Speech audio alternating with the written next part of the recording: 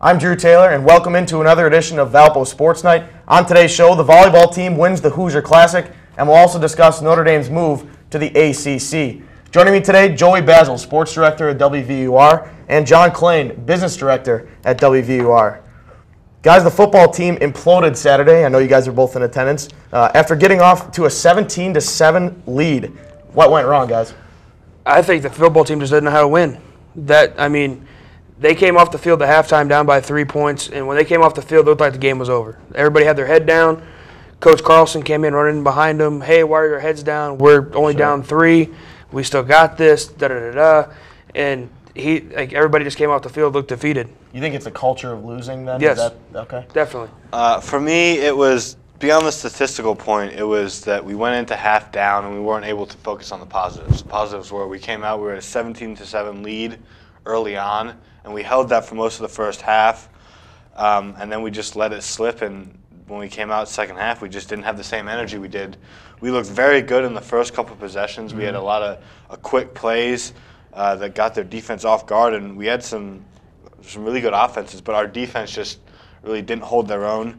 Larry McCoy, Duquesne's running back, rushed for 171 yards, which is just astronomical in my mind. Let's not forget, too, that first possession for Valpo, they were rolling until the drive stalled near their 20. They ended up making a field goal, but still, you never know what happens. You score a touchdown on that first drive. Big momentum shift in my mind. As well, I think a big difference in this one was third down conversions. Duquesne completed 8 of the 13 third down conversions. Valpo just 4 for 16, and I think that's just to expand on John's point. The running game really let Valpo down, don't you guys think? Yeah, I know that coming into the day, pardon me here, Gabe Aliel only had 35 yards. When he's your starting running back only has 35 yards, you can't win the game. There's no possible way to win a game. I mean, Jake Hudson picked up a little bit of the slack when he had 54 yards from scrimmage, but still, that's not enough to win a game because then you have to turn it over to Hoffman and rely on him to make the passes, which we have all known he's not the greatest at. Don't forget, Hoffman did play incredibly well. He did. But, I mean, during clutch moments coming down the stretch, you don't necessarily – you want to be able to run that ball on 3rd and 1 instead of having to throw it for trying to get that 1 yard. You guys both mentioned Eric Hoffman. He went 22 for 38 with a touchdown and 3 interceptions. I don't think all of those interceptions were his fault necessarily. A couple tip balls, too. Yeah. They were. There was only, I think, one that he threw directly to a defender, but the other ones were just bouncing off receivers' hands and getting batted at the line and stuff. That weren't his fault. All right, let's move on to some better news, guys. As I mentioned in the opening, the volleyball team won the Hoosier Classic this weekend. Was this the strong performance you needed to see heading into Horizon League play? Absolutely. I mean, the Valpo Volleyball team, we've been on a very progressive streak from last year to this year. We've had some strong performances, but the Hoosier Classic was definitely a big stepping stone for us. I mean, beating IU was huge, and especially coming back from 2 sets down and winning 3 straight sets against a Big Ten team is extremely good. I mean, you're playing a lot tougher competition. You're playing the Big Ten compared to the Horizon League. So hopefully, they beat Indiana, and so, I mean, that should bring great success in Horizon League play. Karen Avery, again, her legend continues, her 246th career victory. She had this to say after the IU win, which you mentioned, John. I'm so proud of this team for not giving up tonight. We asked them to make adjustments, and they were able to do so. It was a total team effort tonight. I'm excited for this group, which has been working so hard to get better, and it's fun to get the first ever Big Ten win for this program's history. What did this say in your mind? I mean, you look at the non-conference schedule. Excuse me. Do you agree with the scheduling as far as you schedule some tough opponents and some lighter opponents to get you ready for conference play, or how do you like that shaping up? Well, I like the idea of scheduling big teams because if you do something like this, like where they defeated Indiana, that's a big resume builder. When you go towards NCAA tournament time and that kind of thing, especially when in sports like basketball and volleyball, those resume building games will really help propel you into the tournament. And this wasn't a regular Horizon League opponent. This wasn't Youngstown State. This was IU. I mean, I think a huge win heading into what is your media schedule. Yeah, and I think that the schedule is nice for them. They have a couple of lighter opponents because you don't want to schedule a lot of big teams early on because then your team gets burnt out, especially if you lose those games. It's just the wrong momentum. So I like the balance that Valpo has coming in with the lighter teams and the heavier teams like IU. Up next for the Crusaders, they'll head on the road Friday to take on UIC. They're coming off a 3-1 loss to Belmont. And then they'll travel on Saturday, Loyola, 8-5. That, as I mentioned, will take place on Saturday. Guys, let's move on now to the Crusader men's and women's soccer teams, specifically the goalkeeping. Both Kyle Zobek for the men and Kristen Mansky for the women have been impressive in their tenure here as a Valparaiso Crusader. I want to ask you, who has had the more impressive season, though, so far? I've had the pleasure of watching both Mansky and Zobek so far this year, and I think Mansky's really doing the better job. Just because, I mean, the records, if you go by the records, she's got a 5-1 record where Zobek's 1-4, which, I mean, that's not all just the goalkeepers, but it is a main part. Sure. And I think she's really doing a great job in the goal. Yeah, I mean, the men's soccer team has had a lot more of a tougher schedule, I guess you could say, going on the road to UC Santa Barbara, the 9th team in the country. But at the same time, both teams have had some games where it's been a 1-goal difference. So Mansky and Zobek have had to come up big, in which they have. But if you just look at the sheer statistics, Mansky has 27 saves on the season to Zobek's 13. So there's a big gap there. I think that Mansky's just looked a little more in control. Sure. Valpo's defense, the women's defense and the goalie have been on the same page, and you can't really say the same about Zobek. Zobek still played extremely well. I just think Mansky has a little bit of an edge. And they're really the captain of that defense, so I think the overall defensive performance is a reflection of the leadership skills of the goalie. I mean, I believe that Mansky has been doing a better job as far as overall, just because, like, records. I mean, if you look at the records, I'm a big believer in the records really tell the story. But, I mean, Zobek hasn't been doing a bad job either. Like, it's really hard to pick one or the other because they're both doing a great job. Sure. All right, guys, on the other side of the break, we'll discuss replacement referees and debate the new playoff format in Major League Baseball. You're watching Valpo Sportsnite. Stay tuned.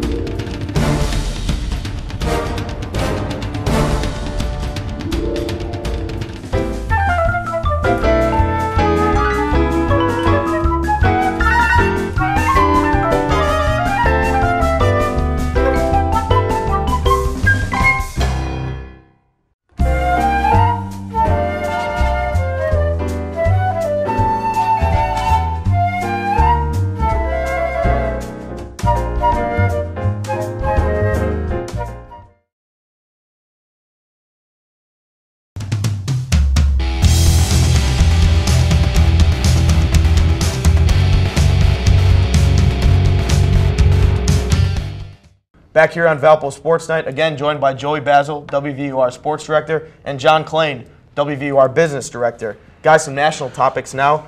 Week 2 and the NFL replacement refs seem to not get any better. It's been a hot topic of discussion as well. Assess their performance through 2 weeks. Awful. I think that's the best way to single word describe it. But I don't think it's really a big of a, as they're incompetent, as they're just not wanting to do a good job. Really? Okay. Because if you really think about it, all referees are pretty much in the same universe as far as unions go. And I think that my personal belief is that the NFL replacement refs are making these bad calls. So Roger Goodell will be, okay, hey, let's get the good refs back in here. Okay. And so they don't have to be picket line crossers anymore. Okay. I'm not saying I disagree with that. You believe that conspiracy theory? Are you buying in?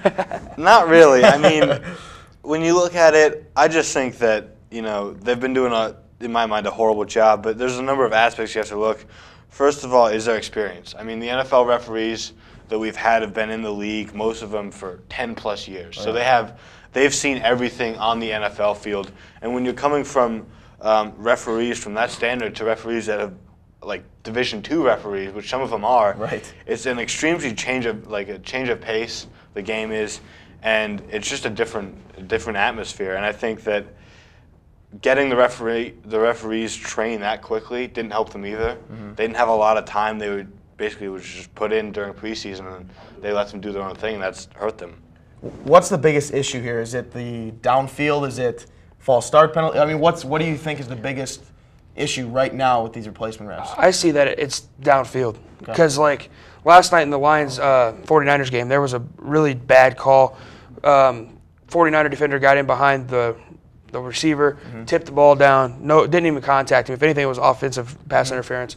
They threw the flag, and it really changed the complete difference of the drive. Yeah, I think it's downfield.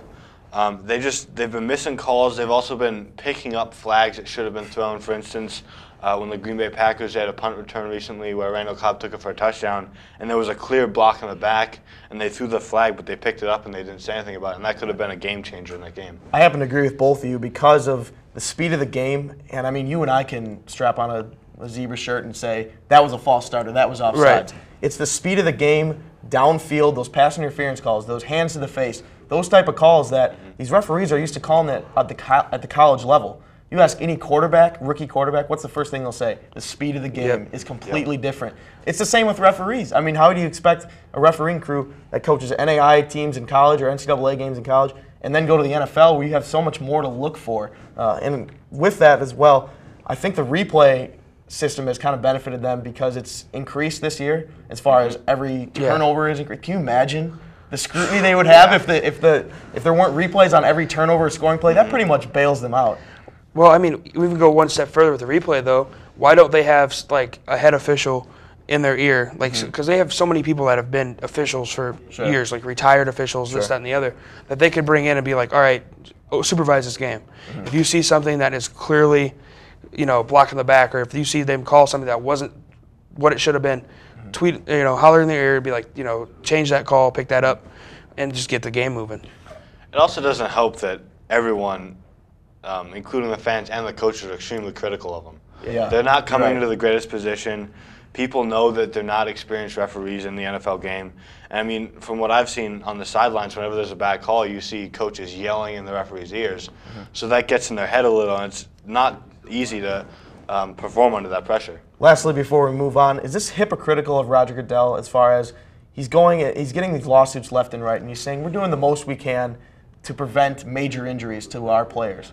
On the same token, you're making that argument, but you're not instilling the best referees possible for your game. I mean, there's major injuries going on. How can you look a former player in the eye and say we're doing all we can to protect you when you're really not? I completely agree. I mean, in terms of the union battle between the referees and the NFL, a lot of these referees aren't. People think that they're paid a lot of money, and they're really not. I mean, a couple referees, there's some referees that work 2 jobs just to support their family. Right. And you're talking about an NFL is a league that makes millions and millions of dollars a year, and you can't spread out a couple more million just to get these guys paid. In my mind, is a poor reflection on Goodell. I agree. And the rest of the NFL. I agree. I completely agree. Yeah, let's move on now. Let's go to the wild card race in Major League Baseball. It's heating up due in large part to the new format with 2 wild card teams coming out of each league. Do you like the new playoff system that's been put in place? I really do, because if you were to sit down and break it down right now, the season would be over. It wouldn't matter, because if Atlanta's got a 5-game lead on St. Louis right now, that race is pretty much over as far as, if we're not doing the 2-game system. But now the Cardinals are only 1 game ahead of the Dodgers in the NL race, so that's just 1 game, that can come down to the last day. And instead of there being 162 games that matter here, it's 163 now. Sure. I love it. Okay. I think it just makes the game more competitive. Teams aren't looking at the fact that there's only 1 wild card team in it, so they're more motivated to get out there every day and play their best. And I think it's been great for baseball. I think it's brilliant as far as revenue is concerned, because you look at teams that would normally be completely out of it by July or maybe even August. Now they're starting to think that they have a chance. There's more people buying tickets. There's more people buying apparel. More people watching the games on TV, listening to it on the radio. It just creates a whole new revenue stream that wasn't there previously, because these teams, if you're a fan and you think you have the slightest of chances, you're going to that game. You're paying attention. You're following the game. My other point before we move on is it gives a fairness to the division winners. You look at last year, the Philadelphia and St. Louis series, round 1. Philadelphia put in work for 162 games, and they weren't rewarded for that. Right. St. Louis came in on the same pedestal, really. Granted, Philadelphia had home field advantage, but that wasn't really enough of a reward, I don't think, for 162 games. The only thing I can have against this format is because you get to that 163rd game, you're putting your ace on the mound, no matter what. Your ace has to be on the mound. So the only thing that kind of does it kind of screws up the rotations for the next series, which is the only thing that I don't really like about it. But other than that, I like the format. What you just said is why I even like it more, because, again, that gives another advantage to a division winner. Because then the wild card team is using their ace. They have to travel some more. It creates a lot more of an advantage for the division winner. Yeah, I completely agree with you. When we come back, our quick hits section, why Jay Cutler has an attitude problem, that and more next on Valpo Sportsnite.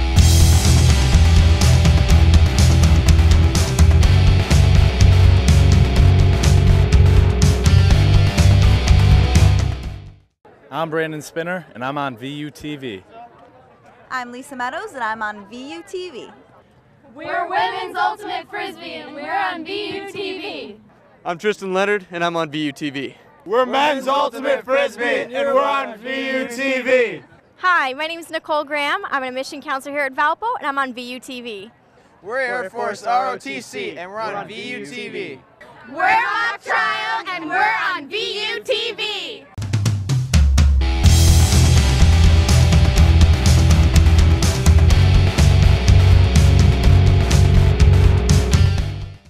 Back here on Valpo Sports Night for our final segment, our quick hits section of the program. Again, Joey and John with me. Guys, Notre Dame joins the ACC, of course, in every sport excluding the football program. Is this a good move on their part? I think it is as far as every sport but basketball and football go. Okay. Because basketball, you have powerhouses like Notre Dame, North Carolina, Duke, Notre Dame, North Carolina now. They're not going to be as competitive, I think, as they were in the Big East. Right. And then I also think in football, they have to pick up 5 ACC games a year. So that really is going to hinder their matchups. Like, I've heard that they're going to get rid of, like, both Michigan State and Michigan rivalry games, which I think that really hurts their revenue. Okay. Yeah, I mean, I completely agree. In terms of ACC move, in terms of basketball, it will definitely bring in more revenue. It'll make the games a lot more competitive. But at the same time, Notre Dame isn't known for being as big of a basketball powerhouse as teams like Duke and UNC. So looking at that, I think that it's a disadvantage for them, but it also opens up more recruiting options. They have that entire East Coast for recruiting, so that may be a benefit for them. Joe, you mentioned revenue. I think the revenue will stay the same or even grow, considering that they maintain their independent status. Although they do have to play more ACC schools, they do still get to keep all of that revenue. They get to keep the money that NBC pays them every week to broadcast their games. Yeah, that's true. So, at the same time, I mean, the ACC games aren't going to be as competitive as the Big Ten games. Michigan and Michigan State are by far better than any team that the ACC has, excluding 1 or 2. So that might help their football team because in recent years they've gotten beaten up.